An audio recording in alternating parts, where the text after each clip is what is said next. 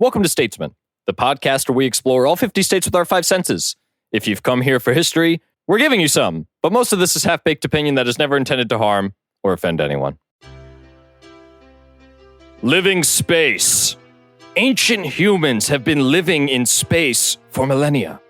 Relatively, it hasn't been a long time since our deep-dwelling ancestors adorned their caves with bones and depictions of flora and fauna before the hustle and bustle of the buzzing village took hold of the sun's attention in the open plains.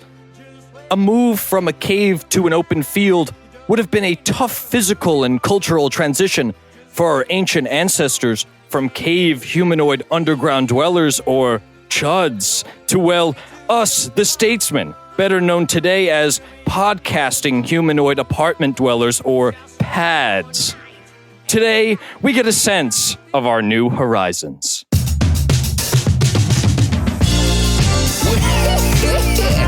come them dang statesman boys again. I'm your older statesman, Tim Ferrari, along with my junior statesman, Anthony Rossi. Microphones in different area codes. Yeah. And Stuart Highcar. Today we're talking apartments, but what did I meant to say? Something bad about what Anthony brought in. I had a lame joke, but at least I said it second.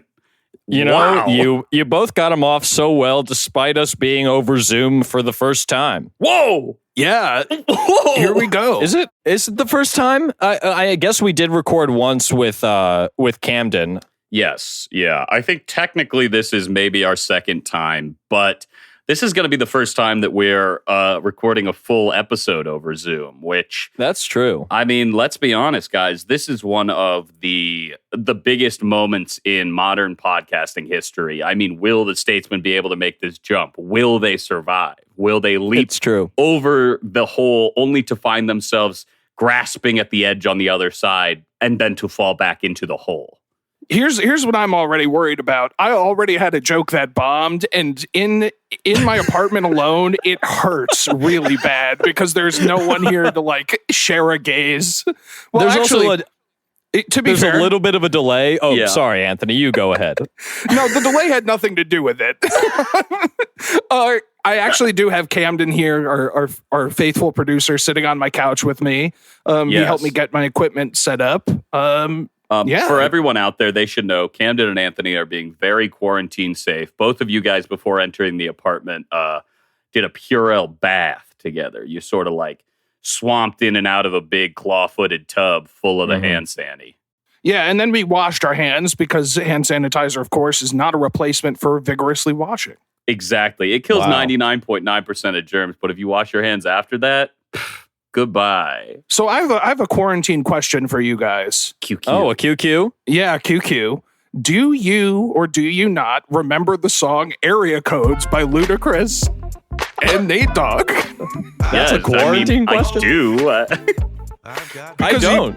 You didn't laugh at my joke. I mean, yeah, I know. That's a good point. And I'm sorry I didn't laugh, Anthony. We really did talk before the record about supporting each other during this record, but you so immediately lost all goodwill with that. I wonder why you posed that as a quarantine question and not just a regular question. I don't know what this experience has to do with changing the matters of the fact at hand, but you tell me. What are your quarantine playlists looking like? Your QPs? Oh, QP, man. That's a good question. Tim, I mean, you're a musical savant, some would say. What is your... You know, when I was on the phone with Yo-Yo Ma the other day, he was also calling me a musical savant. And I've been listening to a lot of King Gizzard and the Lizard Wizard. They have an album called In the Rat's Nest, which is like this thrash metal album. And it is fucking rad. Those guys can rock. Hell yeah. Absolute rock stars. Plus, their name is just a ton of fun to say, to read, to write down yourself. For the listeners at home, if you have a pen and paper with you, go ahead, write it down. King Lizard and the Gizzard Wizard. You were so close, but you got it wrong. King Wizard. King Blizzard. If and the you Gizzards. just keep cycling through those letters, you'll eventually Is get it. Blizzard in the name? No. Damn it. Shit. It's like king with like a crown, gizzard like a chicken has a gizzard, right? They have gizzards, Yeah, they all got them. And the lizard wizard. Blizzard. There's a blizzard in there, Okay, Tim. I think yeah. you should go back and check the album. You're artwork, probably 'cause right. There's definitely a Dairy Queen influence on this music. You know, I want to make a quick clarification to our Statesman listeners. I don't want to make Zoom the Kleenex of video conferencing calls. We're actually on Google Meet, and it's very I thought important. about the same thing. It's very I was important like, that we do we delineate. do we say it? Yeah, Google Meet, of course, spelled MEAT because we're all nude. Absolutely. We're hanging pipe and talking to each other, right, guys? Guys, this is going so well. I'm so happy. I think not only is it going well, but I'm able to speak and see your smiling faces, which, you know, it's been a while since I've been able to, you know, normally I would come out of my bedroom at 2 p.m. and see Anthony finishing up a hard day of work, and Tim would be outside painting, and I would have my boys right there with me. But now, since we've moved away and with this whole quarantine, I mean, like, I feel like I don't know anything going on with your guys' life. How about this? How about we just take a chunk of time at the beginning of this pod and we talk about some of the stuff that we, as friends, have missed in the last few days, few weeks, because of the quarantine and the move. Guys, I'll start. I went to the dentist. Whoa! Congrats. What's going on with thank them you. teeth? Yeah. I've been told that I have old man's teeth. I grind them really bad. I've been told that my back teeth are the teeth of an old man, because they're so worn. And so I had to go to the dentist a few months ago and get a fantastic sleeping night guard that makes kissing my girlfriend feel like I'm sucking on a pipe, like a pipe of a car. And it also tastes that way. Is that's just because the grind never stops, right? The grind never stops when you're a student athlete like myself. So I'm stressing out about the big homecoming game, and I'm ripping my teeth apart at night in my sleep. But yeah, so I went to the dentist, and he drilled out a bunch of my teeth. And was like, damn, dog, you have really bad teeth. And he fixed them up, and now they're sensitive. And this is going to really out me, but I recently had a vegetable dinner with my dear girlfriend and ate a very hot cherry tomato that popped in my mouth and hit one of my sensitive teeth, and I about buckled over in pain. Oh no. Buddy, I'm sorry to hear that. That sucks. They had to drill your teeth? Yeah, I mean, just like your normal filling stuff, because the more you wear away at your teeth, the easier it is to get cavities, I've been told. So I mean, look, I don't trust this dentist, but he seems like a good guy, and he was trying to give me business cards of his other associates to talk to them. So I don't know what that's all about, but Camden is vigorously nodding with every teeth fact that you dropped, and I think that we might need to start referring to him as Cam Dentist. Oh, man. Oh, man. Wow. Yeah, actually, I can feel the way that a bomb hurts Anthony. No, That's it feels weird. great. I'm getting that across the call. Ooh. Pretty impressive. So, I mean, I went to the dentist recently, guys, and my dentist is a ride away, so I had to ride my bike home across town to Logan Square, 45 minutes, while my lower jaw was fully numbed up, and I was drooling all over myself, and it was pretty funny. I'm sure anybody biking by would have thought I was just so tired and panting like a dog. But Tim or Anthony, I mean, what have you guys been up to? Any big hits that you really need to talk to me about? Anthony, you take this one. All right, y'all. Yesterday, Sydney and I met up with one of her old coworker friends for a nice socially distanced brunch situation at the park across the street from our new place. And I am so not used to being outside that my skin completely cooked. I was only out there for an hour or two, probably closer to 2 hours. And we were, just sitting out in the sun, and I came back in, and my entire it goes beyond a farmer's tan. It is brutal. And it's one of those sunburns where it's not peeling, but it feels like the skin was just straight up cooked on a grill. Oh, buddy. And it made it impossible to get comfortable to sleep at night. So Wow. I think I have to stay inside where I belong. So now you're actually Anthony Rossi, given that means red in Italian. Very true. Very true. Thank you for thank you for dropping that on me. I was wearing a pink shirt yesterday, and the tone of my skin actually blended it in with it. It was really rough. Damn, Oh. where did you get that pink shirt? Because I know I got my pink shirt out of your mom's closet when I was done nailing her. Damn. I did have a shirt in middle school that was pink, and it said, "Oh, this pink shirt, it's your girlfriend's shirt I'm wearing." Now that's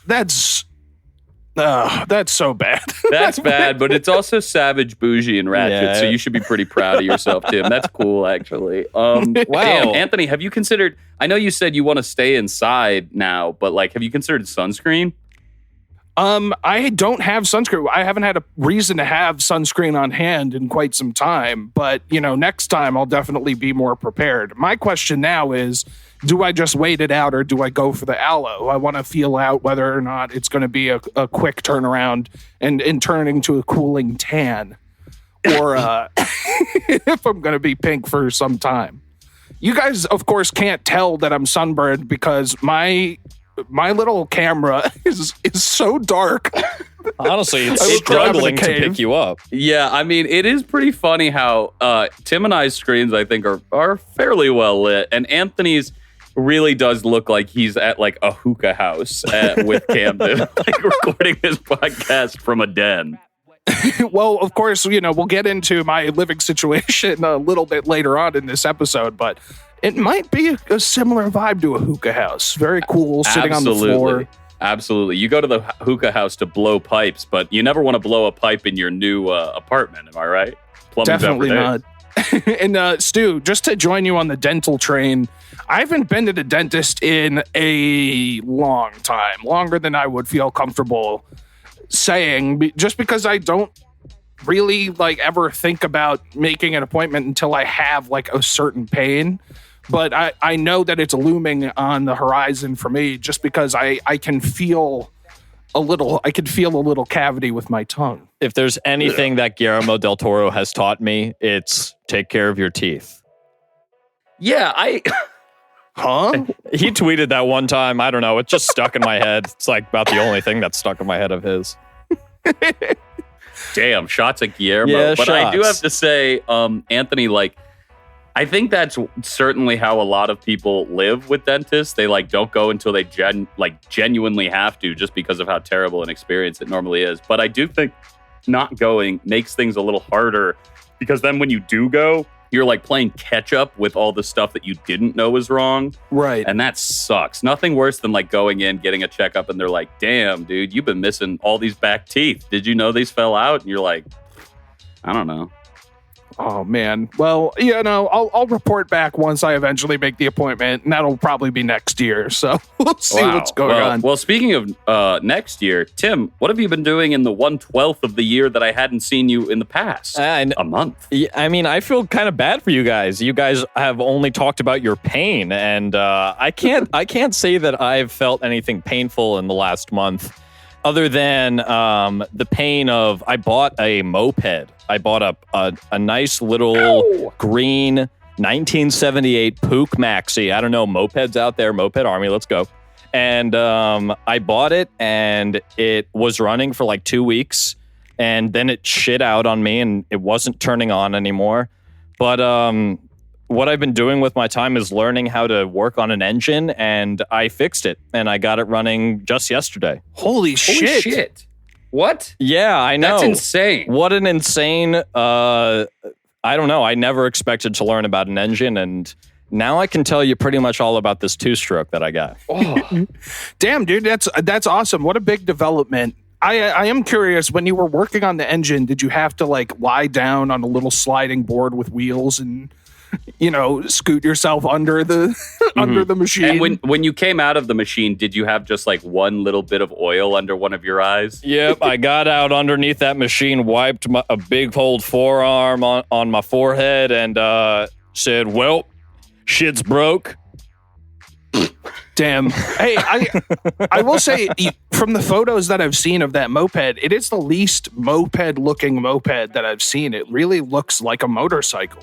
It looks more mo than ped, I know. It does have pedals on it though. Are those functional or are those for just the appearance? Yeah, no, those are the pedals get the thing started, and then you can also pedal if the engine dies, which I've had to do a couple of times through an intersection or two.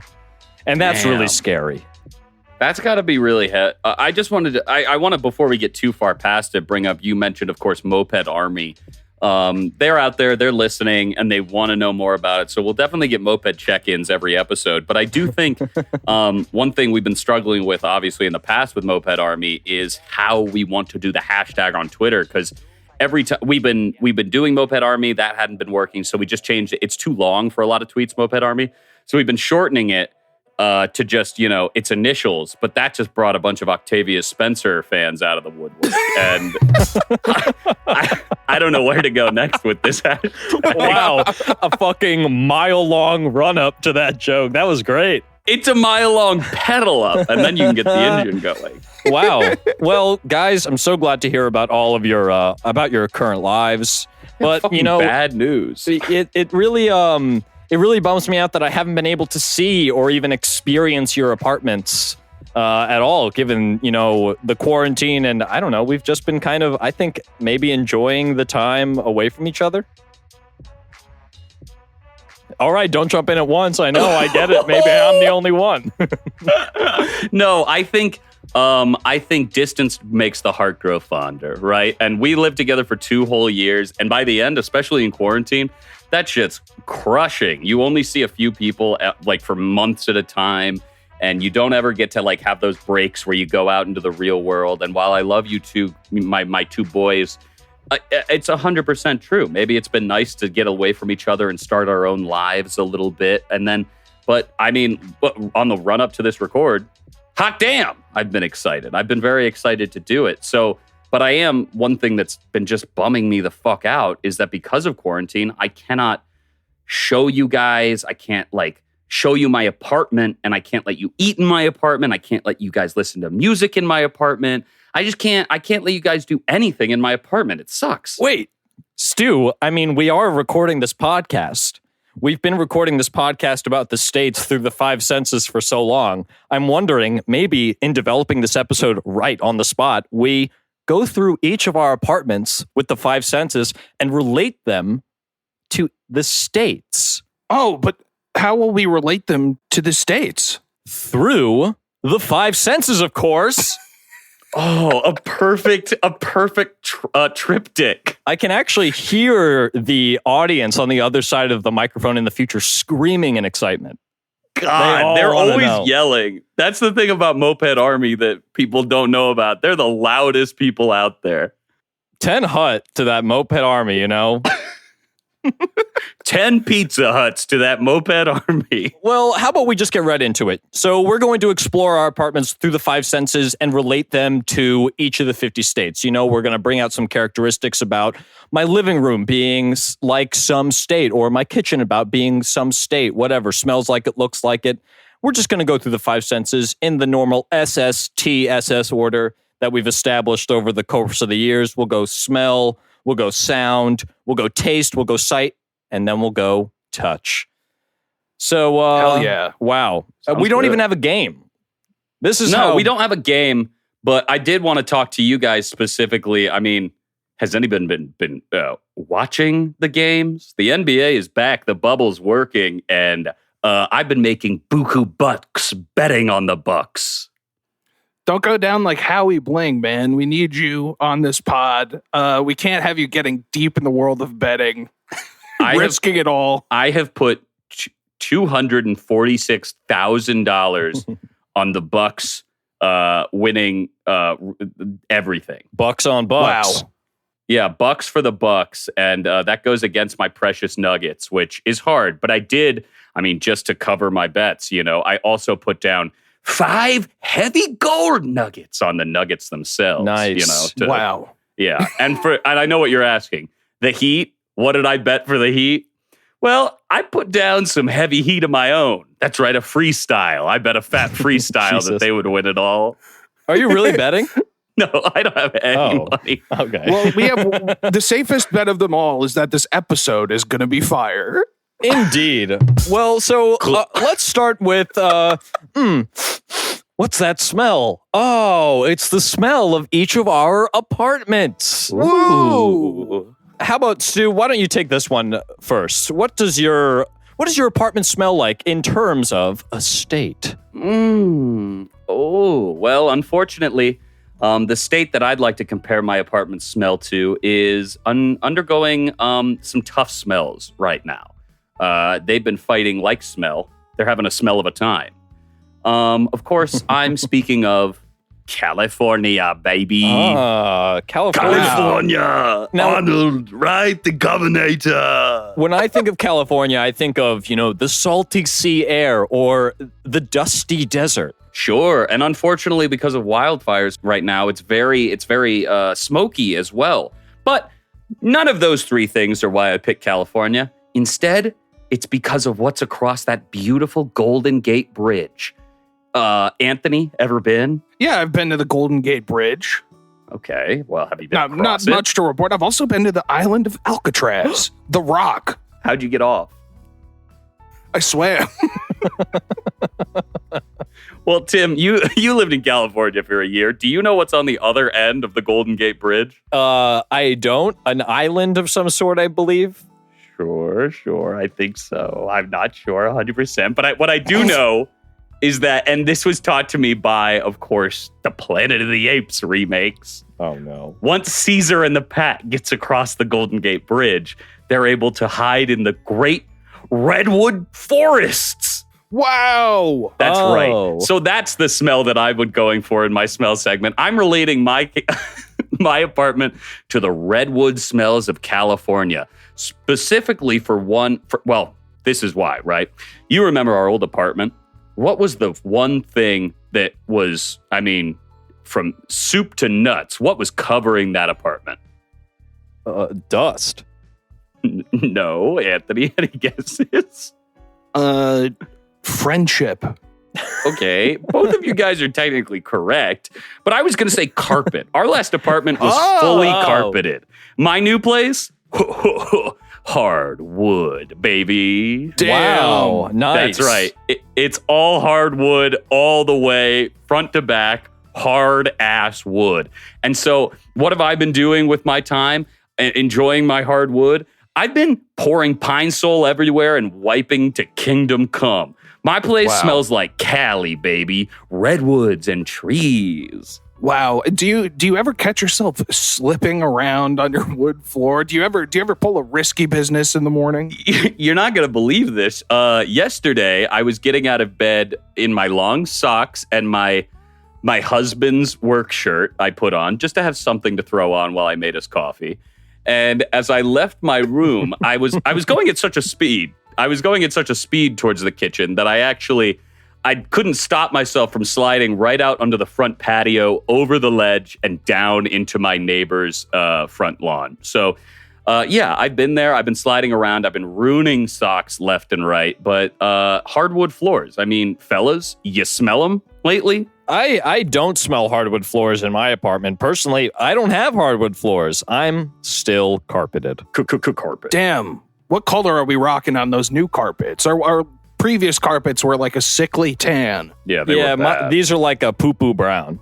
Oh. Ew. No, Well, that's at least- better. It's harder to stain the poo-poo brown. The ones we had last time, it looked like the guy's skin from Chernobyl, where it was like every inch of it was a worse color than the last. At least poo-poo brown's a solid color. Yeah. Or a And watery color. It helps me out because, I got butt issues. Hell yeah, brother. And you don't have to be careful when you're eating barbecue. Which I am all the time. The one thing Tim was complaining about at our last place was how careful he had to be with his queue. But speaking of careful queue and carpets over there, Tim, you're talking about butt issues at the house. Obviously things come out of the butt that smell, but what state and what smell would you associate with your new apartment? Well, it's really not much of a surprise that my apartment smells like the place that I came from, Missouri. It's just my classic homely sort of smell. I walk in, I get a good fresh smell of myself, and then I'm at home. You know, it brings me right back to where I was in my room. It just smells like me. And Missouri, I don't know. It's kind of me, guys. I could be wrong. Is Missouri's abbreviation ME? No, it's MO. There's no E in Missouri, huh? No, Cam Dentist throwing in a thumbs down for you. I guess it makes sense. Moped Army. Man. Get drilled. Yeah, root get canal. fucking drilled. Oh, wait. Speaking of getting drilled, I forgot to say this at the top, but I had a Benadryl today, and I am absolutely drilled right now. Oh, For some man. reason, I'm having that negative reaction to Benadryl where I'm like loopy. And for some reason, I thought that in prep for the podcast, I should have a Red Bull on top of that. So if you're sensing some crackling on my end, it's the electricity coming off of my vibrating hands. You're finally Damn. trying to robo-trip like I've always asked you guys to. Remember Yes, the concert we series know, that I put Tim. on? You want this to be an exclusive robo-tripping podcast. What was that called? Oh, God. I had such a good name for it, too. Robo-tripping? Yeah, I had a really good name for the festival that we came up with. Maybe Damn. listeners will have to go back and listen to that incredible episode with the one and only William Crooks. Is that Yeah, true? that's true. But you know, Missouri, it smells like if I were to push out the Mississippi River out of my pits and balls, that's what it would smell like. Jesus Christ. Do you just drag your balls across your carpet? I mean, I do live alone now, so I can do whatever I want. Hell yeah. Tim used to very hate fair. it when we'd give him grief for scooting around the carpet on his butt with his legs up. Yeah, fucking quit griefing me, guys. Jesus. We got to stop griefing our man here. Tim, you used to, when you brought in smell segments for Missouri, I think one time you brought in mud from like the river. And I was Yep. wondering if there's any mud scent in your apartment. Not mud butt, but mud scent. I mean, you know, excluding mud butt, hell no, dude. It's just all carpet over here now. I don't know. My apartment, there is a particular smell in my apartment in the, I have like a kind of a long apartment with a living room, a hallway, and a kitchen. And then in the kitchen, there's this back stairwell that leads to the back door. And that smells like dusty pastry. And like there was a fire in it. So Tim, you they're know- called beignets. Beignet. I'm so glad to be why don't you recording get with all this guys. dust off of my donut? Beignet, I'm walking it. Wow.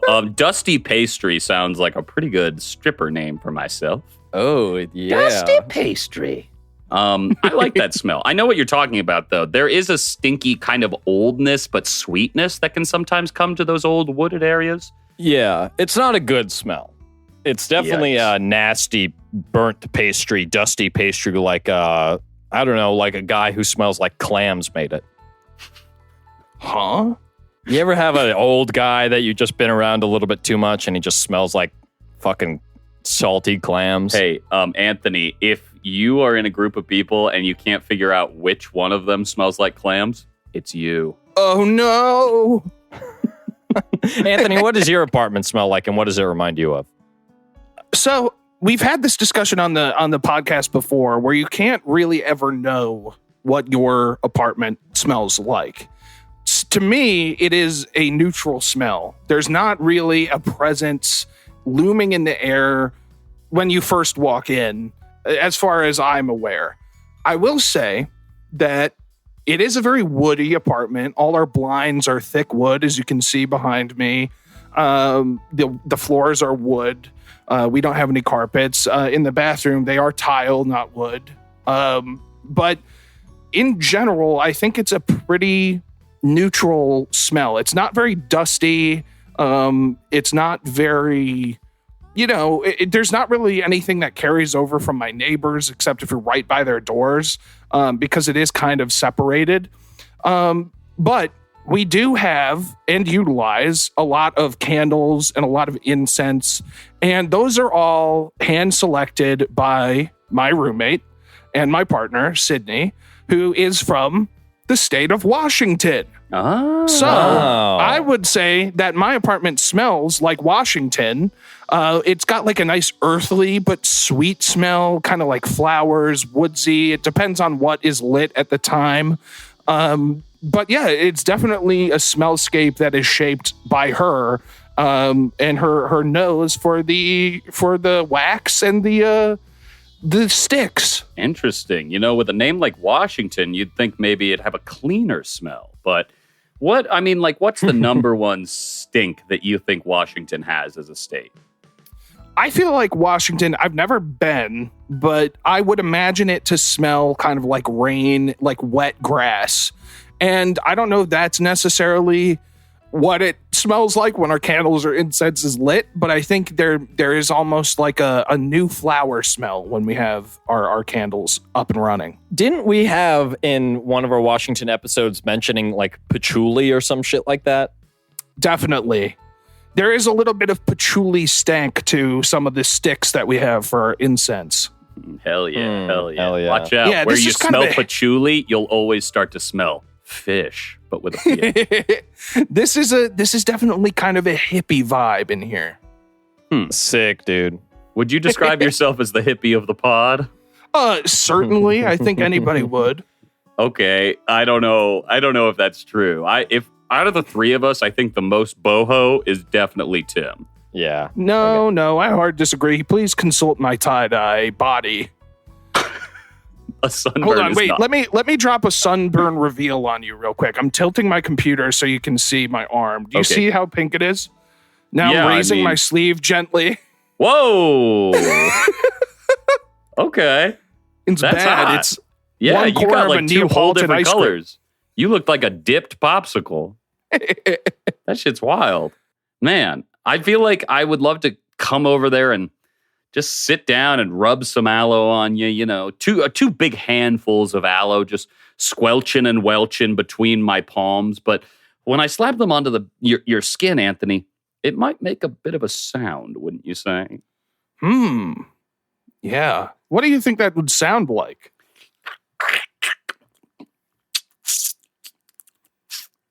Ooh. Like that? Nice. Sorry, guys. My microphone just disconnected, but I am back. Oh, thank Wow. God. The listener at home probably had no idea just because of how good Anthony and I's banter was. And it was really good. I didn't even have to tell you guys that you had to banter. I was gone and then back. The one thing you did miss was a really, really good segue from me squelching aloe in my hands to get us into the idea of sound. Oh, nice. Well, I'll give you a nice sound. There's sweat leaving my nipples right now, so you can just imagine that that's also a squelching. So why don't we move on to the next sense? Stu, why don't you go ahead? The squelching of your apartment, what's it sound like? What state are you rocking right now? Sure. I mean, our first three states were three classics, Missouri, Washington, and of course mine, California, the governor, right, Anthony? So, I mean, I want to pick another classic state for my sound, the sound of my apartment, and so what's more classic than states with like classic mottos? I mean, New York. I love New York. That's a classic motto. Here's the Sunshine State. Anthony, do you have any or? You took mine, man. Oh, the Sunshine State? Yes, of course. I'm famously in love with Florida. Tim, do you have any state mottos off the top of your head that you're like, this is a classic? Absolutely. The Show Me State, Missouri. Show me. Again, they have M-E right there. It would really work. Missouri. All right. I replace the I with double E, That's what I say. But I had to go with a different motto that's for a little state known as Virginia. Now, Wow. that baffles me. Interesting. I just cannot imagine what that even smells like, besides parchment or wooden teeth. Well, now, hold on a minute. You'll see why I picked Virginia in just a second. First, do either of you guys know off the top of your head what the motto was for Virginia? Damn it. I feel like it's rattling around in my brain, but I'm too drilled out to Yeah, you're on those pull it bennies, right so now. I'll tell you. It is Virginia is for lovers. Oh, right. Aw. Mm-hmm. Well, a lot like that sex, state. bro? Hold on a minute. Hold your little horses, okay? Hold those horses, okay? A lot like Virginia, I also live in a place for lovers. And I can tell because of the very thin walls in my new apartment. This place is a fuck shack. No. Wow. Above me, below me, to the sides of me, all around. People fuck here. So you'd better get used to it, listeners. You might catch some friggin' fugging in the back of my audio track, you know? A blow-up situation. Damn. So do you hear a lot of like squeaking bed frames or like the springs, or is it more like the slapping of skin on skin? I will say not many beds have rusty springs anymore. I feel like that has gone away with with like the 40s. But I don't necessarily hear the slapping of skin on skin, but I definitely do hear like consistent rhythmic pounding. You know what I mean? Like sort of just like that feeling that there's some sort of like almost a jungle beat in my soul that like, you know, when you see nature and you're like, wow, it's rhythmic, it's joining with my heart. I want to get in, I want to get out there. It's sort of like that, but I don't feel like I want to join in on the fucking.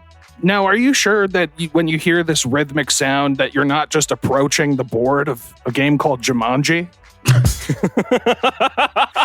Oh, wait a minute. Hold on just a minute. Okay, yes. Okay. Unfortunately, I do have a board game for Jumanji in my house, but that cannot be the only explanation for these thin walls because a fun little story. Recently, we were having a nice night in, my roommates and I, and we made a little bit too much noise, and our downstairs neighbor came upstairs to make sure that we were okay. He thought somebody was working out in the living room, you know, and and we were like, no, everything's fine. And he's like, well, who lives in the back room? And we were all like, huh, interesting. And my roommate, Kevin, gingerly lifted his hand. And this man at our door said, I can hear you snoring every night. And Oh, man. yeah, power moves only in this fuck house, okay? I don't like that at all. Damn. I hated it. He's lying awake listening as Kevin is catching his Z's, sawing logs. Look. Another reason it's like the redwood forest. That's true. Now, I have a question for you. It's a quarantine question. Mhm. Do you ever hear an audible bust? I see what you mean. Yeah. Now, hold on. Actually, I have questions. Do you mean like, do I hear the audible noise that like a person's mouth makes when they're achieving orgasm, going like, wow, this is good, you know, like pleasure? Or do I hear like the pop of a clogged dong as it shoots that liquid, you know? Like, what am I? Clogged dong, dude. You know, that's what sex is. It's getting a clog out of your dong so that you can drip again. Wow. Oh my God. I guess that's open to interpretation. Have you heard either of those noises? I have definitely heard a pleasure moan before, yes. I don't know if it was a bussing sound, you know? I just don't think that that's the kind of moan that you would have if you bust, but who am I to say? I have not, unfortunately, heard the unclogging sound of a clogged wiener as it begins to drip again. So, you know, I'm 1 for 2 on those, but thank you for the QQ. And I actually have another QQ set up, but this one is for you, Anthony. What's your apartment sound like? So the beauty of my apartment is that, dissimilarly to you, it's very quiet. We make the only noises that are audible from this apartment. Our neighbors are very quiet. There's distance between the units.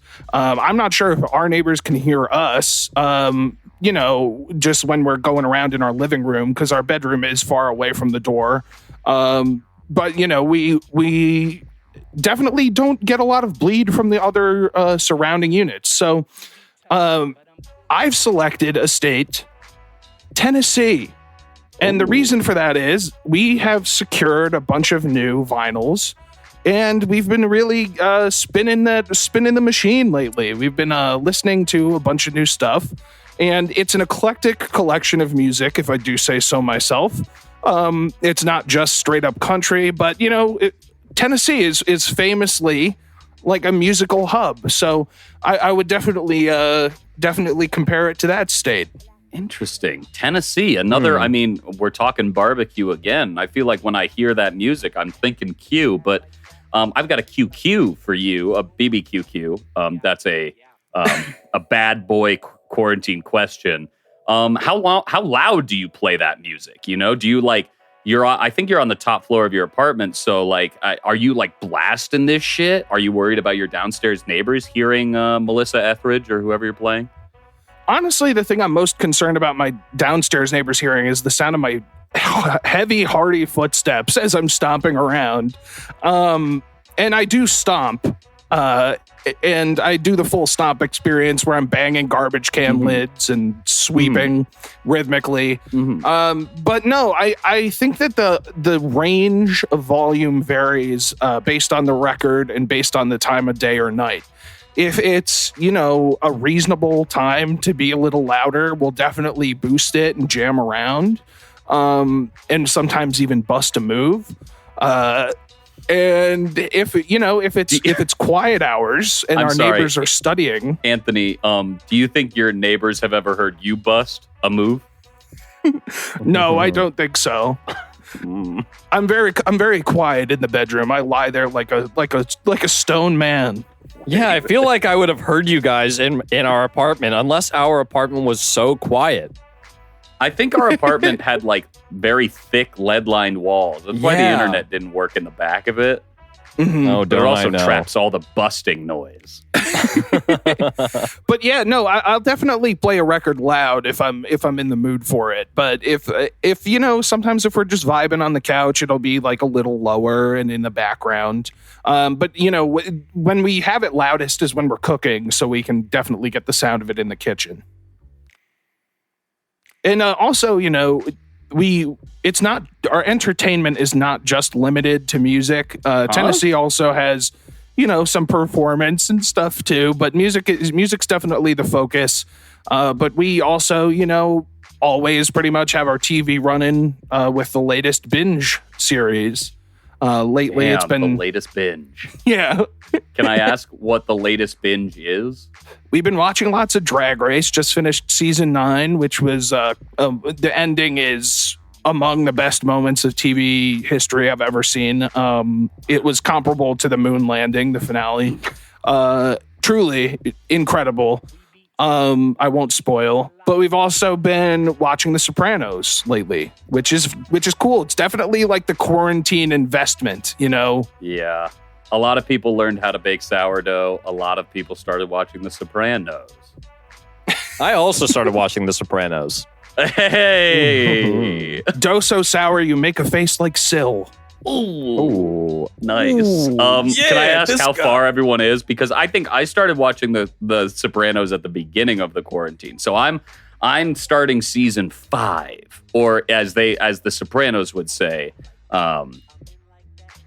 season V. Nice. Roman numerals. Tim, where are you at? I think I'm in the middle of season 2, or towards the end of season 2. Yeah, I think we're just starting season 3.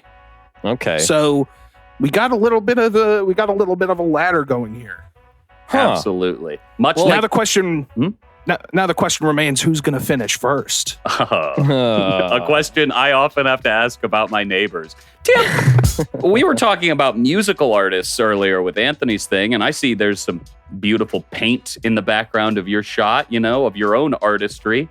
But, hey, one of the most famous artists of all time, Van Gogh, cut off his ear and could only hear half of sounds. But what are you hearing sound-wise in your apartment? Can you compare it to a state? You know, I just need to make this joke, Anthony.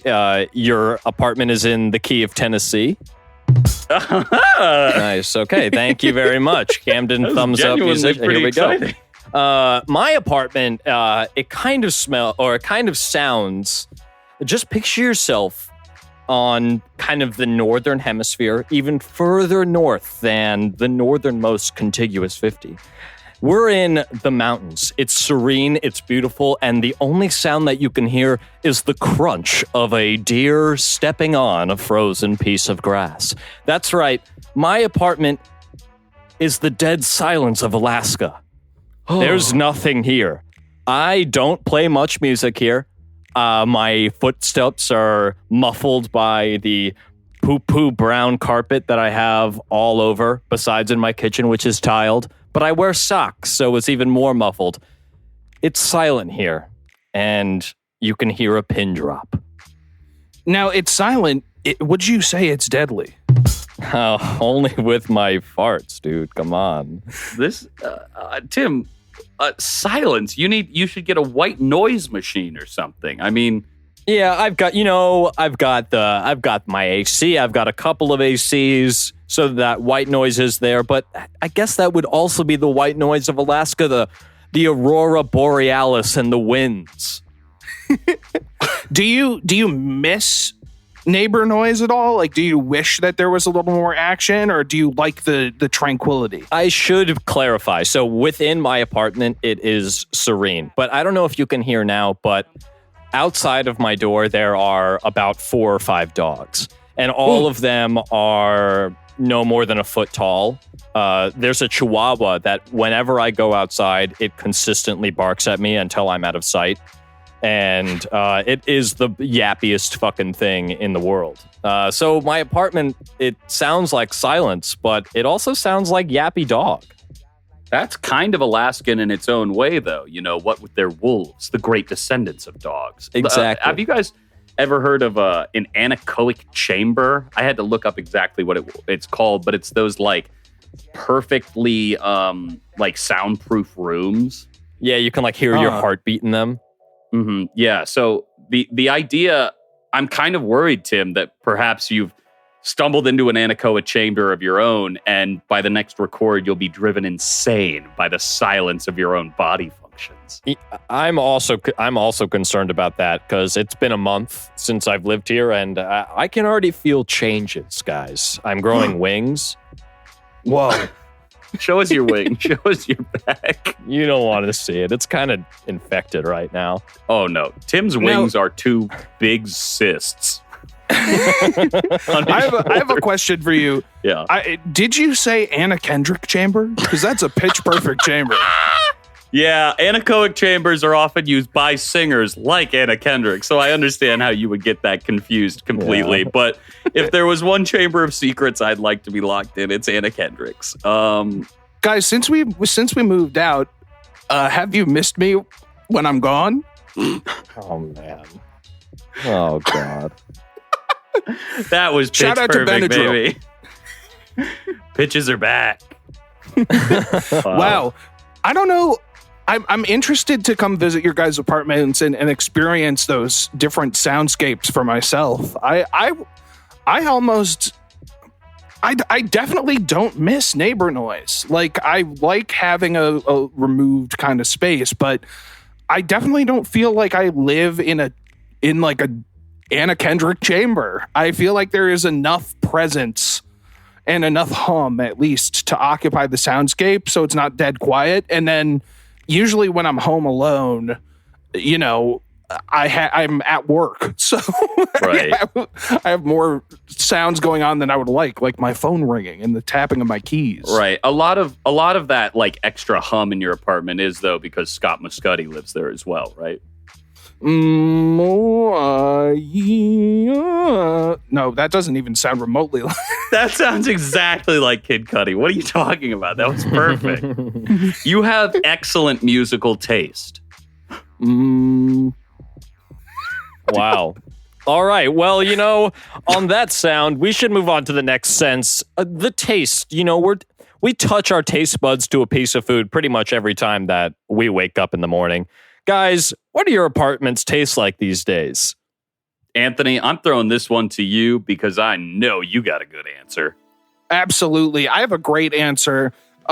Sydney and I have definitely tried to cook as much as possible since living here, but because we don't have a cart on wheels and we live on essentially the 5th floor. It's called the 4th floor, but you know how Chicago apartments are sometimes, where the 4th floor is really the 5th. Constantly lying to you, dude. Constantly lying to these fucking liar apartments. because of that, we wind up getting a lot of delivery because we can't do a lot of big grocery runs. And, with our schedules, work schedules and everything, it's sometimes hard to find the time to go to the grocery store as much as we'd like to. So we are kind of liberal with the delivery options. We definitely are very respectful of our delivery people. We make sure that we do no contact if possible, always wearing masks, trying to minimize risk in any way we can, and support local businesses as much as possible. But I will say that our choices go through such a wide range of options. It's really, we order just whatever we're in the mood for at that moment. And we always are able to find something that will fall into that category regardless of the time. And because of that, I chose New York. As in New York City, a real melting pot of options. Everything is available at any time. And, yeah. And you also get the high-rise aspect, the going vert aspect of living in New York City. Yeah, New York is all about verticality. That's something that I've always appreciated about the city. But I do know what you mean by having like that large selection. We've, of course, been to New York before and had a wonderful meal late in the middle of the night at a place that shouldn't have been open, but was, because it's the city that never sleeps. That was Katz's Deli, and famously, Stu went, I'll have what she's having. Yeah, I famously said that, but it was about a woman who was ordering just a plain piece of rye bread, and I had a pretty lame meal afterwards. What's your favorite delivery thing that you've been like hitting up a lot over there? So, very exciting development. We have been searching since we've been in the city for a really good, like Chinese place. A Chinese American kind of cuisine that it's kind of a hole in the Chicago market, at least in my experience. I did previously live around the corner from Chop Suey Wong, which was a really great place out west. But, I'm from the Northeast, and there's a very specific style of Chinese food that I'm looking for and I'm craving. And we just found a place called Lao Szechuan, which delivers here, and it scratches that itch harder than pretty much any place I've been in the city. And it's really, really great. Yeah, I mean, I know how much you love Mushu and you miss him so much in this new movie. So I'm glad you have this. Yeah, that's been great. We also found a really great new Indian spot called Indian Clay Pot, which does my favorite Indian dish, chicken korma, really, really well. So highly recommend both those places if you live in the Chicago area. Isn't Lao Szechuan in Uptown? I've never been to it or driven by it. I've only had it delivered a couple times, but I'm telling you, that place is fantastic. I think I've been to it. They have a fucking really good spicy chicken there with like those red chili peppers. It's just red chili peppers and meat, and it is just so goddamn good. Oh man, now I'm getting hungry. I haven't had dinner yet today. So. Me neither. Guys, I haven't eaten either. This is fucked. And we're about to talk about two other tastes of our apartments that I'm sure are going to have our mouths fucking watering. I'm gonna take over on this one next. My apartment tastes like the southwestern cuisine of New Mexico. There's this great restaurant called Mazamitla on just right down the street from me, and it has a really, really, really good salsa verde. And you put that shit on my asada tacos with a little bit of rice and bean all the time. I'm getting it pretty much 3 times a week. And it is just so good and so cheap. Oh, yum. There's nothing better than cheap food that comes in large quantities that tastes very good. It's like that triangle of quality where it's like you can have it fast, cheap, or well done, but you can only have 2. But it's like, fuck you, bitch, I'm about to take the 3rd, Yeah, it is really fucking good. And that's pretty much all I'm eating. I am such a terrible cook when it comes to myself. When it comes to bullshit. Yeah, okay. I can make things taste good, but as a cook who is supposed to cook, the act of cooking is not something that I really do all that much. I've been making a lot of breakfast sandwiches or breakfast burritos. I make a lot like eggs with some with some potatoes and green pepper and always a hot sauce, baby. The co-op sauce that they've got in Chicago. I don't know if you guys have ever tried some of this co-op sauce, but it is so fucking good. Yeah, my girlfriend recently got this avocado hot sauce that is just some of the best stuff I've ever had added to almost anything. But I wanted to ask, like, because you brought up the specifically the state New Mexico, obviously because of their southwestern cuisine, I got to ask the question, green or red? What kind of sauce are you getting with your food? We already know that it's green, baby. Green all the way. Green just tastes, and it just always seems just a little bit spicier to me. I don't know. The red one, I can do without it. Wow. Can do without the red. It's easy for me. It's an easy choice. Anthony, as a man with a last name that literally means red, how do you feel about that? I'm angry, especially because I'm especially red today, as we've established earlier in the episode. I'm not doing well over here. And I'm also angry at you for saying that you're not a good cook. I understand that you were saying that in terms of cooking for yourself, you don't really treat yourself with the same level of culinary respect that you treat us and our guests when you would cook for us on Statesmen. But we know you've got it in you. By the next time we record, I want you to cook yourself a nice meal. I appreciate that, Anthony. I really do. Oh, wow. Aww. Well, I guess with that beautiful note, it's only one person left for the old taste segment, and I think he's about to take Camden. you, boy. Huh? Go ahead, Camden. Oh, Camden, go ahead. Cam Dentist, DDS. Cam Dentist should be talking now because he loves to talk about mastication, chewing it up with those teeth, huh? He can't talk. He can't defend himself. I'm sorry. Camden doesn't have a mic for this time, so we shouldn't do this. It's mean. Guys, I want to take you both on a bit of a history lesson, okay? Because my taste comes straight out of Connecticut. New Haven, specifically. New Haven resident Louis Lassagne is credited with creating the first hamburger in 1900. Answering a customer's rush order for something quick and delicious, Lassagne assembled a hamburger from ingredients intended for a steak sandwich production. You know, that's a classic story about Connecticut. Some people argue where the first hamburger was really made, but Connecticut definitely has a claim to fame here for at least some of that truth. And I wanted to bring this up for a very specific reason, and it's that this is the creation story for a brilliant and basic food stuff that I think has been eaten for over 100 years now and is celebrated forever. You know, it's the hamburger, the cheeseburger, the Whopper, you know, whatever you want to call it. The Wendy's Baconator, you know, that's actually like a mutation on the other burgers, kind of. Also, have you guys ever heard somebody say, like, where do you want to go eat? And they're like, do you like Wendy's? And someone's like, Wendy's is okay. And then they go like, yeah, we'll go there. Wendy's nuts fly, bitch. You ever heard someone say that? I have never heard that, but do you feel what I was experiencing earlier with the bomb in your own room? Yeah, your neighbors just heard you bomb. Yeah, they definitely heard me bust, but like in a bad way. So hamburgers, right? I'm bringing this up specifically because they were originally like this very low quality item made from something for like a steak sandwich, you know, and it became a working class food. It's a very simple thing to eat, inexpensive.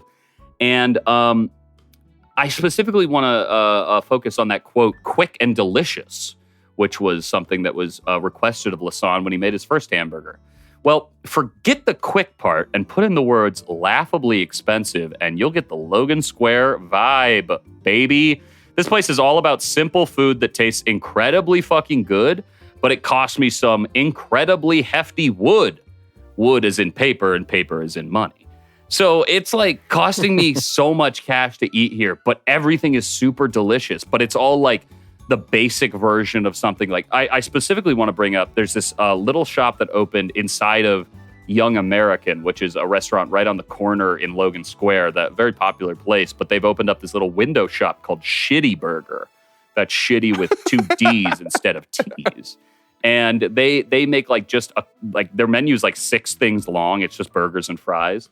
But it's like, fuck, it's so good. They have like the In-N-Out sauce, kind of like lettuce, mayo, mustard, onions, relish thing down pat over there. So you just get like, it's so fucking good. But it's way, way too expensive. Too much wood. When you said that they opened up a little shop, I was worried that there was going to be a talking plant inside that was calling for blood. No horrors to be found here, friend, but you will find the horrors of high prices. Gasp. Well, no, I definitely identify with that. Definitely ordering delivery so frequently over here as well, especially because I'm trying to do my part by tipping extra high because people are out working during this time. It is cleaning out my wallet hardcore.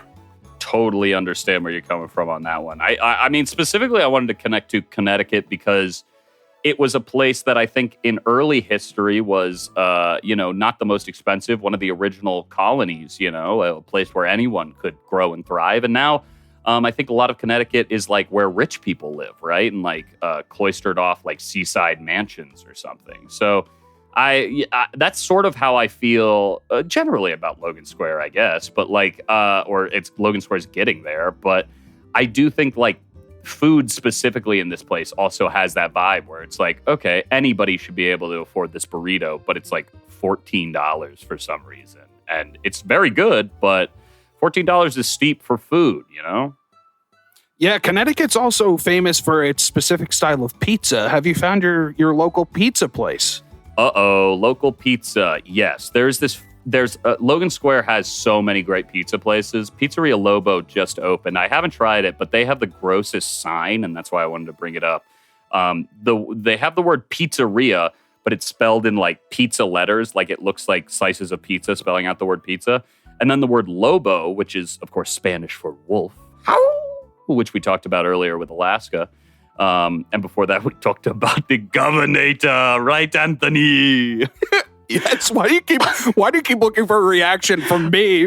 So we were Arnold. Anyway, Pizzeria Lobo's logo is very gross because the word Lobo is in like dripping cheese, but it looks a lot like cum. I won't lie to you guys. It looks like a gooey Lobo. Like, it's gross. It's not a good sign. I ride by it on my bike all the time, and it makes me not want to ever get pizza from there. Yikes. Doesn't make me want to get pizza at all. Yeah, slice up my salami and give me the Lobo, baby. I got nothing to do here.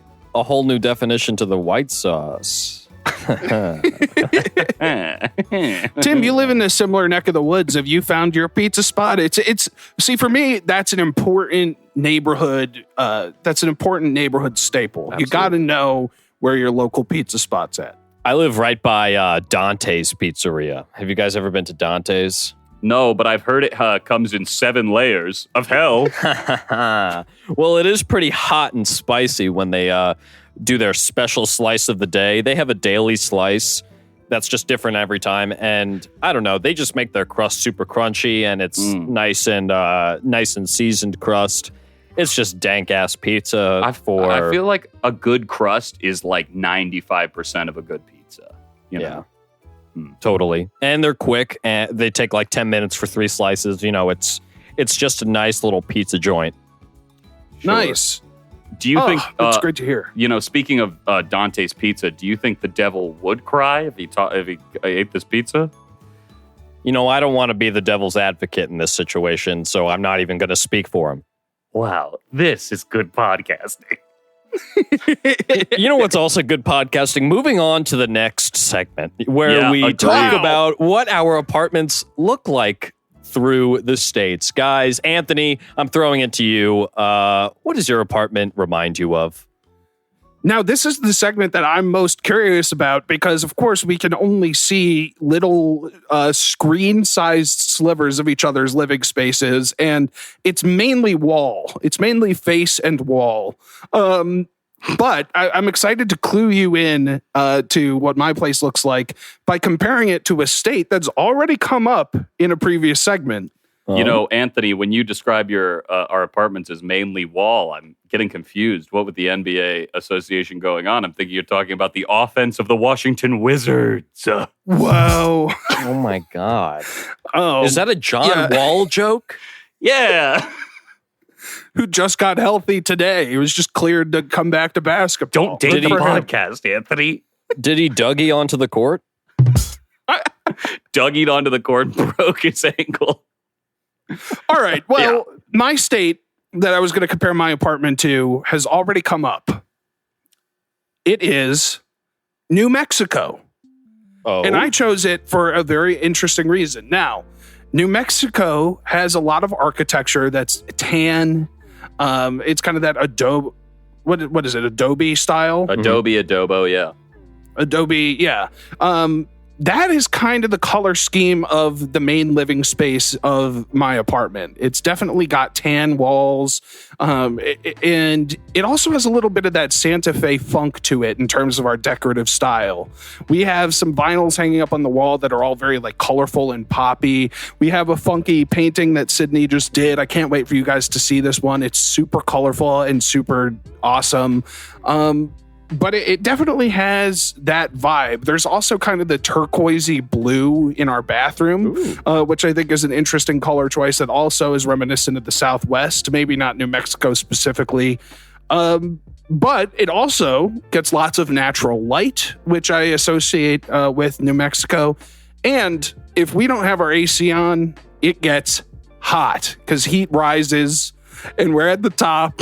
So it's definitely, it can be a sweaty environment. You can look at someone and see beads forming on their brow if we don't have that AC cranking. So yeah, speaking of beads, I mean, you can certainly find those in gift shops in New Mexico as well.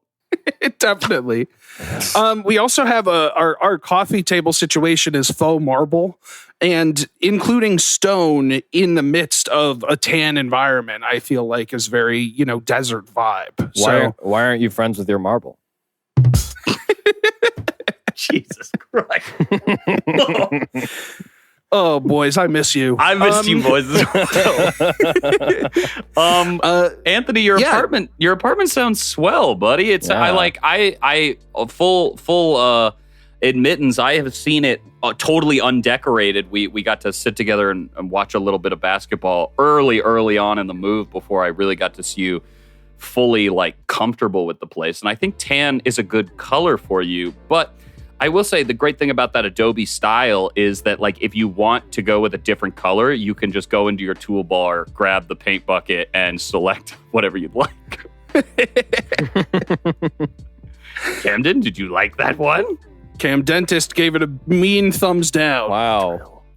Drilling it out of you. That was sucks. Cavity of a joke. Wow. Yeah. I mean, Tim, I just got absolutely blasted by the dentist. But do you want to maybe take over what state your apartment reminds you of in the site category? Definitely. So the state that reminds me of most of my apartment is, weirdly enough, Kansas. Now, there are going to be a few reasons why I've chosen Kansas here. And one of the reasons is because I have a ton of Zach Bart's on my wall. I've got 3 Zach Bart's paintings. You guys know 2 of them. It's I've got the Drippy Man, and then I have the Mustache Man. But I recently got a new Zach Bart's painting of, it's over here if you can see it. It's that little red one, and it's got a little skull just floating in a red sea of blood. And it's pretty dope. So Zach Bart's being from Kansas, of course, this apartment reminds me of Kansas, but also this apartment reminds me of Kansas because it looks like a barn. It is, I've got these kind of vaulted angled ceilings because I live at the top floor of the back unit of an apartment. And I think this place may have been some sort of barn at one point. And I live in the upstairs storage shack of this barn. Well, it certainly looks like a pigsty. Hey, man, come on. No, I'm kidding. I will say is a bachelor payout. Tim, the place you are, the old barn up in the attic, I mean, it's perfect for you to become an owl with those wings you talked about. That's so true. Although they're kind of veiny, my wings. I think I'm going to transform into a bug. A bug? Yeah. When you think of veiny wings, you think of bugs? Yeah, you pluck off a fly's wings. They'd definitely be veiny over feathery. What about a bat? I mean, you ever look at a fly, Stu? I mean, come on. I have never once in my life looked at a fly, but man, I mean, I think I kind of dig that Kansas aesthetic. Plus, Zach Bart's is, I mean, a king of aesthetic work. Especially in Chicago. His style is unmistakable. we have our little podcast critter on the mantle here, but there's a giant empty wall where we're intending to put a Zach Bartz. I'm going to be hitting him up shortly with the measurements. Everybody should have a Bartz in their house. I totally agree. He's a great artist. He really is. He's inspired me so much. Yeah. And it can't be said enough that he's also just the best guy. Yeah, very, very nice. I think, some people are maybe afraid or turned off a little bit to get people coming into their homes and painting and whatnot. And maybe they're also scared of the idea of, someone ruining a wall with paint, like the infamous El Barto from The Simpsons. But I will say this El Barto only makes things better with his paint. El Zach Bartzo.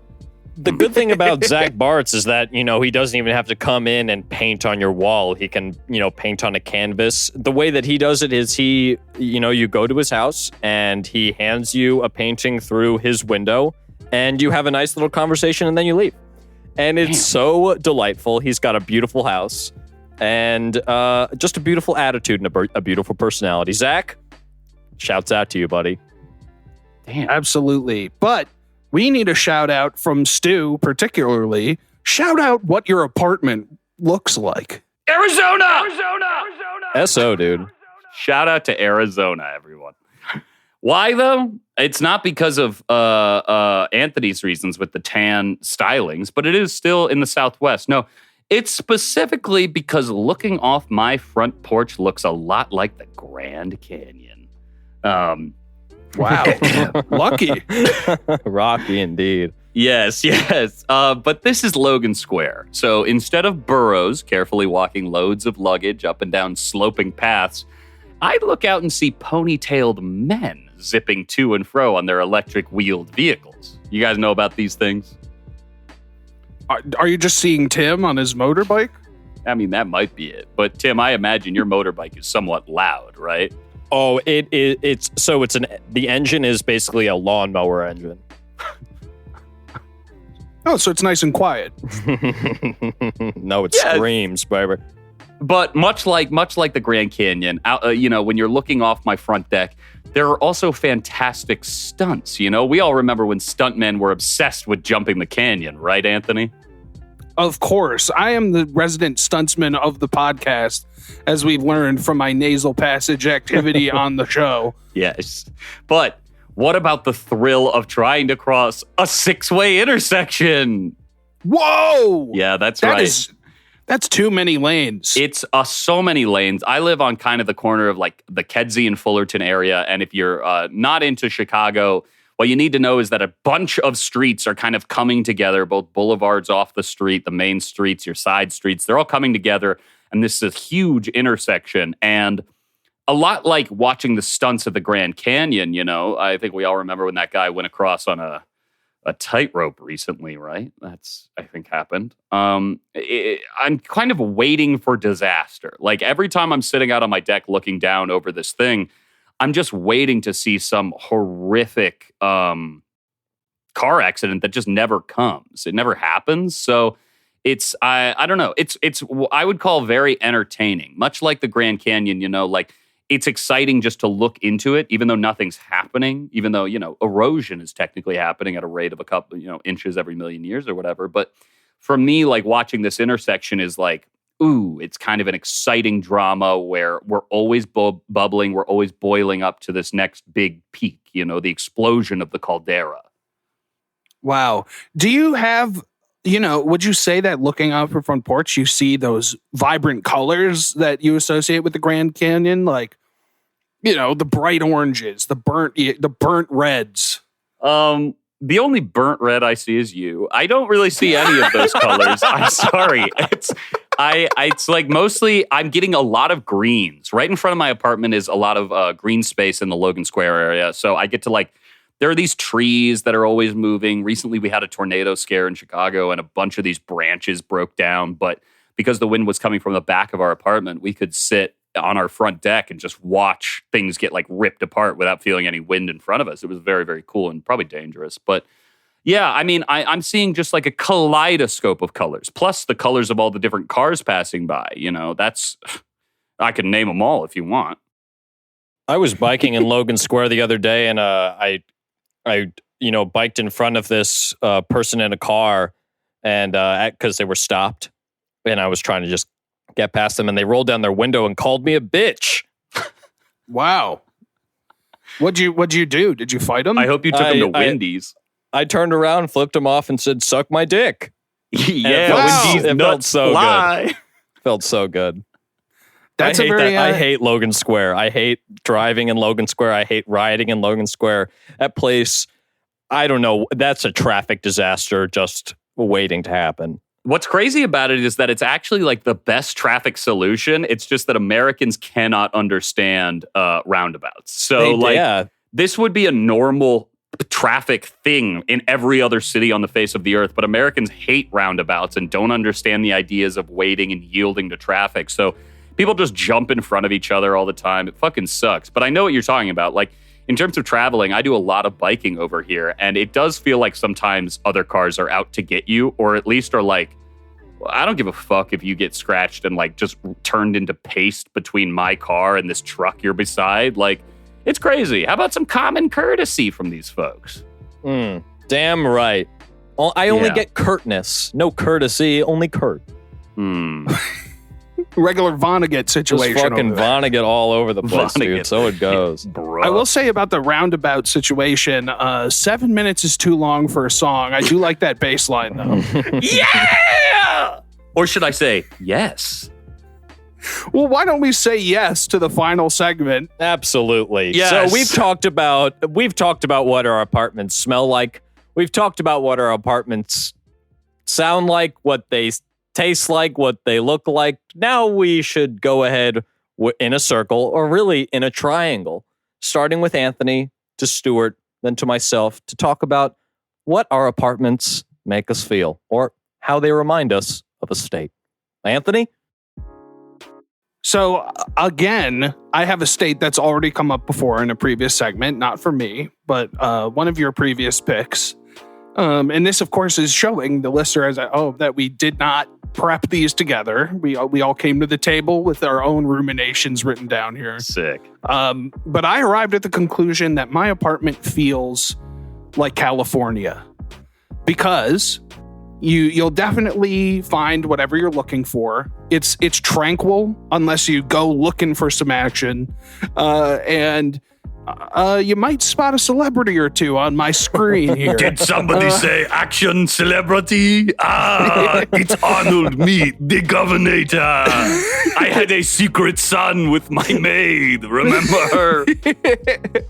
But I chose California because it's kind of got a calm vibe in the morning, but still a vibrant kick in nightlife. But you have to seek it out. It's also reminds me of California because it is spread out in distance. You know, your neighbors are not right on top of you. It's also an expensive living place. And you kind of have to seek out and move around in order to get what you're looking for. But, you know, the world is your oyster. It's definitely hot and sunny, but it also, you know, has a lot of action going on. There are things happening here, so it's exciting, but also very tranquil, and just kind of makes you feel like you're lying in that California haze. California haze. I know what you're talking about there. That sounds nice. Sort of like the fog over San Francisco, where that famous Golden Gate Bridge is. Does your apartment feel like home yet? I would say that, yes, it feels like home. It feels like a very different living space, of course, you know, from our previous apartment. And there are definitely things that I miss. And I miss you guys a ton. But it really does feel like I found a home here. It definitely has been a really great time getting that change, because so much of the pain of quarantine is everything feeling stagnant and empty and hollow, just because nothing is really happening. So just having the shift to moving somewhere new and getting to set it up and really make it my own. And also, you know, maybe I should save the final details for our wrap up. because I am curious to hear what your states are like. But there are a couple more things I have to say about my process of settling in here.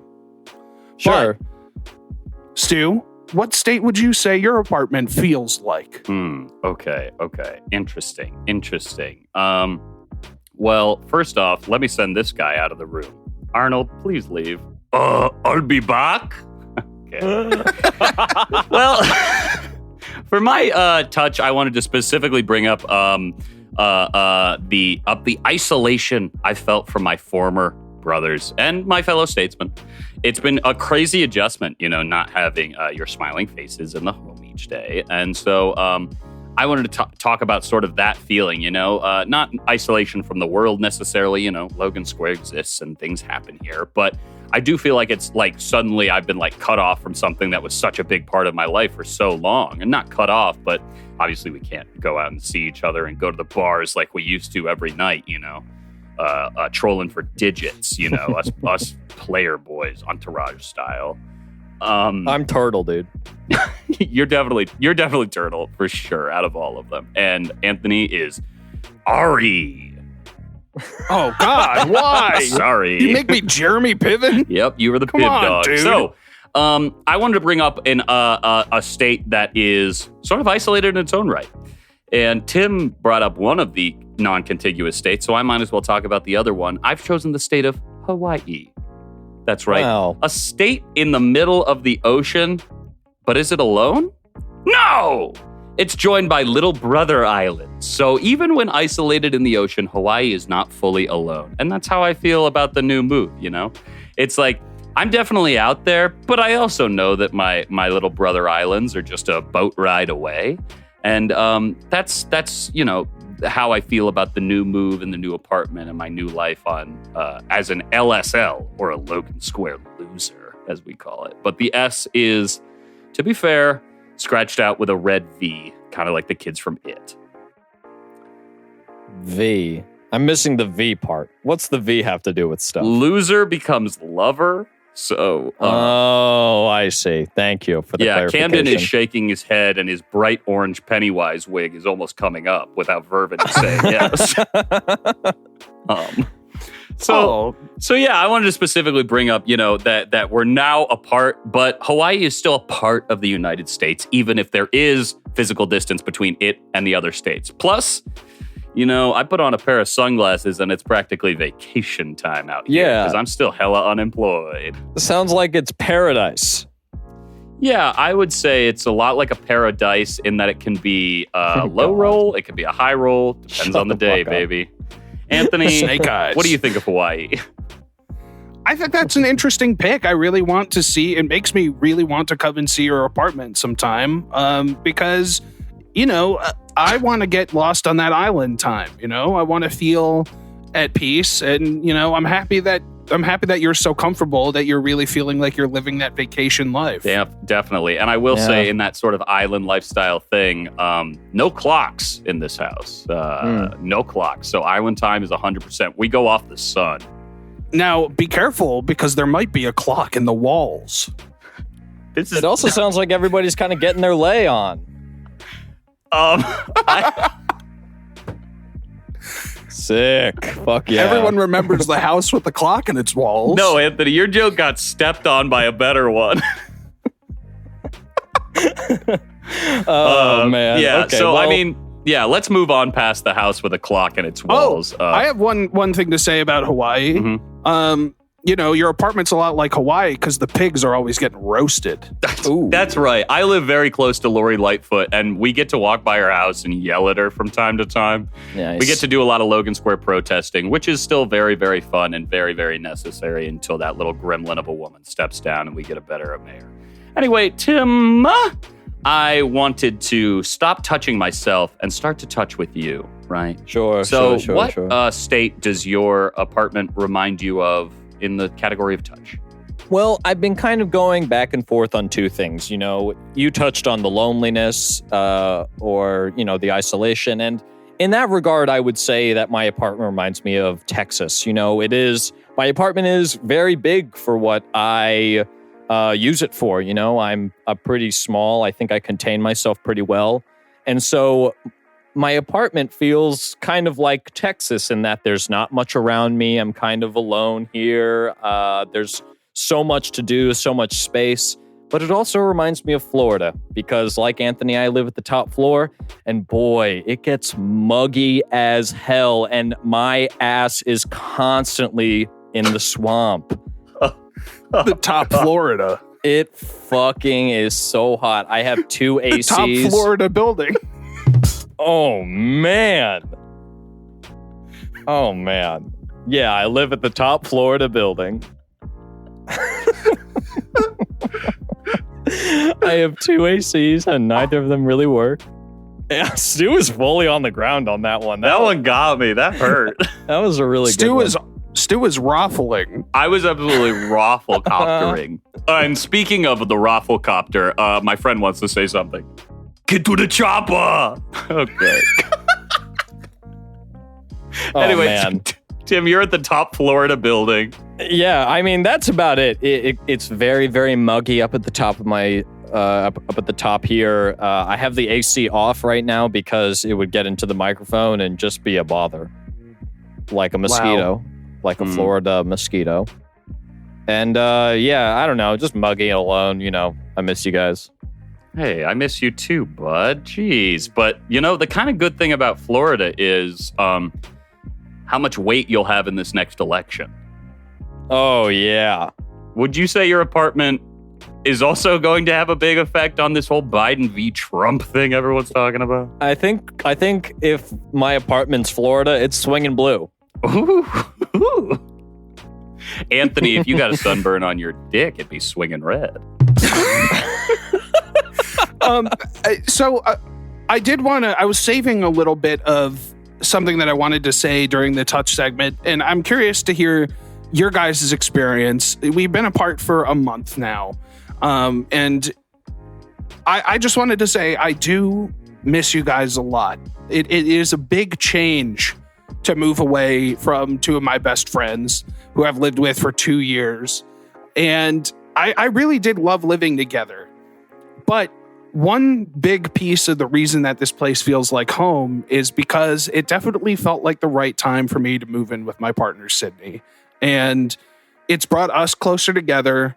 And it really has had a positive impact on my mental health. Just getting some change, being together with the person I love, and, really starting our life together as partners is a really positive and wonderful experience. And I've heard all of the horror stories and all of the legends of people moving in with their significant other and it feeling like a disaster or like they rushed into it, or it instantly exposing all of the drama that was kind of, beneath the surface. And I have not had that experience at all. We've been dating for about 5 years now, and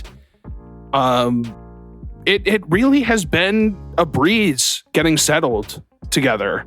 We haven't been kind of on top of each other in terms of our decision making or our scheduling or, anything in terms of like planning out how to make this our space and to cohabitate. It really just all fell into place. And I want to give her a tremendous shout out and lots of credit for making that transition easy, because I was so scared to move out when we were leaving because it felt like a big part of me was going to be missing, because so much of our time was spent together just, bullshitting around and having fun conversations and joking and, enjoying media together and things like that. And I was worried that it would leave like a gaping hole in my heart, but it's been a really relieving change in that regard. And I miss you guys a lot, but I really feel like the change has brought about like a lot of mental clarity. There's a lot of like peace and quiet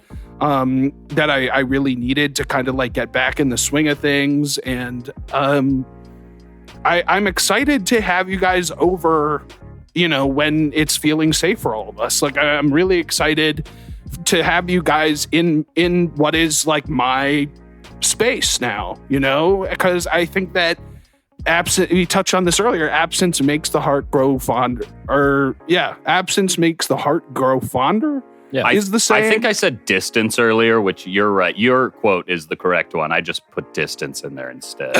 Sorry. But I feel like because we've had some time apart, I feel renewed in, every time that we see each other, it feels special again. And I think that's really, really positive. And not that I, ever had any problems living with you. I just think that it's really made me pine for some time with you guys and pine for that energy and that space. And that's why I'm excited to kind of get the ball rolling on this podcast, even if we have to do it over the computer, which we were joking about it earlier, but I think that, this is a very boring Kevin James movie because it's gone off without a hitch. So, yeah. Hey, man. I love it. That's awesome. I'm so happy that that you really feel like your place is home, and it's really awesome to hear that things are going well with your partner. And Yeah. I don't know. I'm just really I'm stoked for you. I love I'm you, stoked for your man. future. I am also just swimming in that happy for you feeling. I'm very glad that you're feeling that way. And while I didn't move in with a partner of any kind, I do understand what you mean in terms of it did feel like a good time for a change. And I mean 6 months of quarantine, I feel like will make everyone feel like it's a good time for a change. But I'm glad about what's happened and moving out. And I will say all of my negatives about moving had to do with no longer getting to hang out with my best friends. But now I can see that, you guys aren't dead, I hope. Tim's turning into an owl or a bug or something, but he's not dead. A Kafka nightmare, but still very much alive with a heartbeat to the rhythm of the drum. And Anthony, of course, you're looking, there is a color in your cheeks that I haven't seen in years. So I think it's a very positive thing. I'm very happy to be moving onward and upward, even though it feels like there's no upward mobility possible in pandemic times. It's about survival and maintaining whatever positives you have. But yeah, I think some positives have come over this, and I'm also very, very excited to continue bombing alone in my room over Zoom or whatever the Q-tip equivalent is, Google Meets, I suppose. That's very, very exciting. And Arnold Schwarzenegger aside, I do feel your guys' presence are with me, sort of a ghost roommate situation. Tim, how do you feel? What do you think? I'm frankly, I'm frightened. I love living alone so far, and I really, see I already see a lot of mental and emotional growth, and but at the same time, the winter's about to hit, and I don't know. Yeah. I already don't hang out with a lot of people. I'm incredibly good about being a hermit and not paying attention to my phone when people want to talk and all this kind of stuff. And I don't know. I'm just really worried. Not terribly concerned, about my health or anything like that. But, I think it's going to suck for a little bit, especially when I think that isolation really is forced to start to hit. I mean, We're already in forced isolation in a way. But I just haven't felt that yet. And I know that it's looming and I know that it's coming. And I can definitely, I know what you're talking about in terms of that, this is that fall moment in Chicago when it clicks to fall. And normally you'd get to enjoy all the beautiful leaves, but instead here it's sort of just here we go. Okay. Yeah. And being on FaceTime I again, don't want to Kleenex this one, but being on Google Meet with you guys has, I don't know, it's really brought out a different sort of nostalgia emotion that I haven't felt with you guys quite yet. And it kind of pisses me off that I have to feel that way. Hey, we're happy that we can be that little lightning rod for you. And who knows, maybe we'll need to find more stuff to do over Zoom when the winter comes. And need I spell it out for you boys? TWITCH. Oh, yeah. Wow. Yeah, we actually should. Should we? Is this the unofficial announcement of our Twitch stream of Statesmen? Wow. I think if this is the most unofficial unpromise we can ever make, but as someone who now has a brand new microphone arm in their apartment, if I'm not gaming by the end of the month, I should be evicted. I know, we should find games to play together. Hell yeah. Tim, I do want to say, you always can reach out to us, regardless of that distance. And I know that part of what you were saying is that hermetic settling, it creates distance from the desire to be social. But anytime that you need a friend, you can always reach out to us, regardless of what time it is or what's going on or what you're looking for. You always know that I'm a phone call or a Google Meet away. And hopefully, we'll get back on the horse of creating a consistent recording schedule. So you'll always have that in your week to look forward to if you need it. So, I appreciate it so much. We didn't even get Camden on the mic to talk about his experience at his new place, and that has been an incredibly wild experience as well. I mean, the good thing is that so many people online, terrible people online, know about Camden's home now. So, they already kind of get the experience thanks to the horrific actions of the Chicago Police Department. Yeah, I can't believe that still. Jesus Christ. As of this drop, it is still free Mohawk hours. So everybody hop on Twitter and, make sure that you're still spreading that support and buying all his stuff on Bandcamp. Also, just while we are kind of hitting the plug section area of our record, make sure we brought up William Crooks earlier. Check out his video for Chicago, his song off of Waterboy, which just turned, his project just turned a year old last week. And you might spot a couple familiar faces, not ours, but definitely lots of friends of the podcast. And it is exciting. And you might see Camden looking the coolest you've ever seen him look in your life. Camden looks absolutely fresh in this video. I will say, look, I think if the Statesmen are not front and center in the next William Crooks music video, I'm pissed. I am so angry. Can't we be like three dads who comes into his room and goes like, turn that music down, and then he like turns a lever so high that we all shoot up through the ceiling? Like, is that possible? We'll put together a pitch document. Awesome, perfect. We'll get working on that ASAP. The two takeaways: Twitch and pitch. Oh my good lord. Okay, guys, I have to get going. I'm already late for my D&D group. Anthony, do you have any plugs? You can follow me on Instagram and Twitter at I'm a Rossi. I've been pretty quiet on both just because I've been settling into my new place, but I have a feeling I might be dropping a selfie soon once I get my new hat. Uh-oh. Whoa. A new hat. Oh, I'm excited to see. Stu, you got any plugs? Yeah, you can follow me on Instagram and Twitter at Stuart Highcar, StuartHicar, like you're saying hi to a car.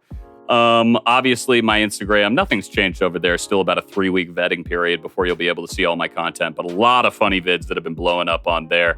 As for my Twitter, though, also trying to get a little bit bigger. I recently had something go worldwide viral, which was... It was a pretty funny joke. 10 ETs. Pretty huge, yeah. And I'll just say, I won't spoil the joke, but you'll have to go to my Twitter at Stuart Highcar to find out. But it is about the time-twisting action blockbuster event of the summer. That's right, Tenet.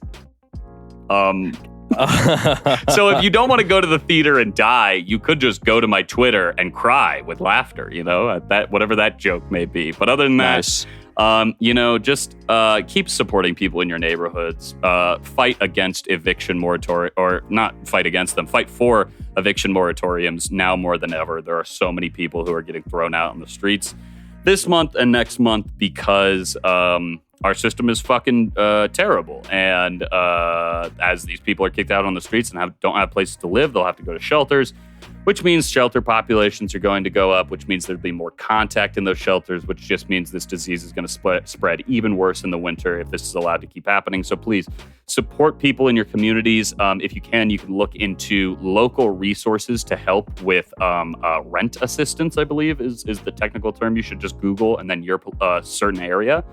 But yeah, if we don't do something, there's going to be a homelessness crisis like we've never seen before in the scale of all of America. So I hate to leave it on a downer of a note right there, but hold on, let me see if there's anyone who can make us feel a little bit better. Oh yeah, come here. California has one of the largest homeless populations in America. It's a problem. Yeah, you didn't fix it at all, huh? Wow. No. All right, Camden, you want to plug anything? Oof. Hey everyone. Yeah, sure. You can follow me on Twitter and Instagram at @CamStacy_ CamStaCey. If you make music, I'm dropping the next Mom's 45 soon. It's a sample pack series that I work on. A bunch of stuff sampled directly from really old shitty vinyl that I make myself. Yeah. Should we drop anything about Free Mohawk or anything like that? Yeah, you guys already kind of talked about it, but make sure you're following the hashtag Free Mohawk on everything. And there's a Facebook page called Freedom for Mohawk and an Instagram page called Free My N-Word Mohawk, but the N-word is actually spelled out. None of us can say it because we're white, Stu. Okay. Whoa. Hold on. Just because I've been doing an offensive foreign accent this entire podcast. When we did the Free Mohawk spot, you seemed very surprised to learn that we're all white on this podcast. That's all. But yeah, that's all I got. Sweet. You can follow me on Instagram at Young Garlic. You can follow me on Twitter at infected_butt. And you can follow the Statesman Podcast on Instagram at Statesman Pod, on Twitter at Statesman Podcast, and by email at statesmanpodcast@gmail.com. Please like, rate, subscribe, share the show with your friends. It helps the show out a lot. And shit, that's it, y'all. On behalf of my junior statesman Anthony Rossi and Stuart Highcar, I'm your elder statesman Tim Ferrari. State positive. See you next time. We're coming back, baby, over the internet. That's right. And now, as we fade out, I'll go ahead and read you the Wikipedia description for The Apartment. The Apartment is a 1960 American romantic comedy film produced, written, and directed by Billy Wilder, starring Jack Lemmon and Shirley MacLaine, alongside Fred McMurray, Ray Walston, Jack Crucian, David Lewis, Willard Waterman, David White, Hope Holiday, and Amy Adams. The story follows Bud Paxton. I had to run away high, so I wouldn't come home low. Just when things went right, it doesn't mean they were always wrong. Just take this song, and you'll never be left all alone. Take me to your heart, fill me in your bones. Just one more night, and I'm coming on this long and winding road. I'm on the way, I'm on the way, home sweet home. Tonight, I'm on the way, I'm on the way, home sweet home. You know that I've seen too many romantic dreams up in lights falling off the silver screen. My heart's like an open book for the whole world to read. Sometimes nothing keeps me together at the seams. I'm on my way. Was that good? I don't know. Yes. Maybe.